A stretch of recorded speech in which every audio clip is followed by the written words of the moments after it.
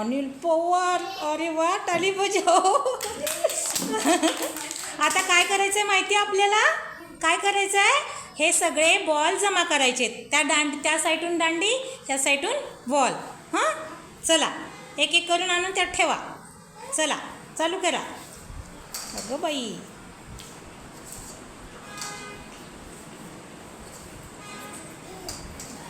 किती छान. हां, तर त्या साईडचं त्या टोकरीमध्ये ठेवायचं. हां हां,